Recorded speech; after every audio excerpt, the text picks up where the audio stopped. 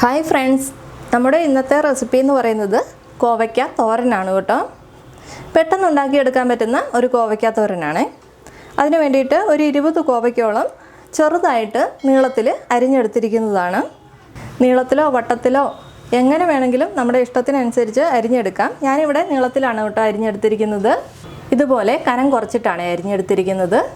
കോവയ്ക്ക തോരന് കുറച്ച് തേങ്ങയൊന്ന് ഒതുക്കിയെടുക്കണം. അതിന് വേണ്ടിയിട്ട് 1 കപ്പ് തേങ്ങ എടുത്തിട്ടുണ്ട്. അതിലേക്ക് 1/4 ടീസ്പൂൺ മഞ്ഞൾപ്പൊടി ചേർത്ത് കൊടുക്കാം.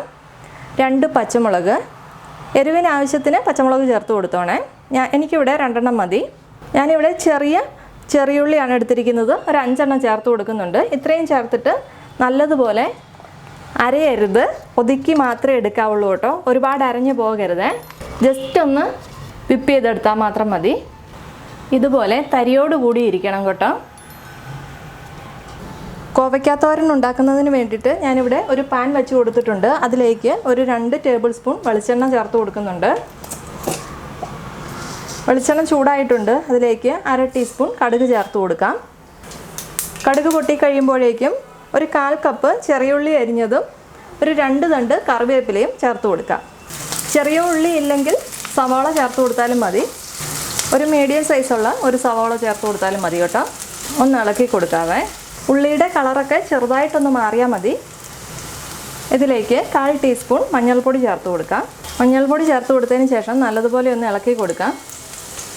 അതിലേക്ക് നമ്മൾ അരിഞ്ഞ് കഴുകി വെച്ചിരിക്കുന്ന കോവയ്ക്ക ചേർത്ത് കൊടുക്കാം. ഒന്ന് ഇളക്കി കൊടുക്കാവേ. അടച്ചു വെച്ച് കൊടുക്കാം. ലോ ഫ്ലെയിമിലാണ് കേട്ടോ വെച്ചിരിക്കുന്നത്. നല്ലതുപോലെ ആവി കയറി വരട്ടെ.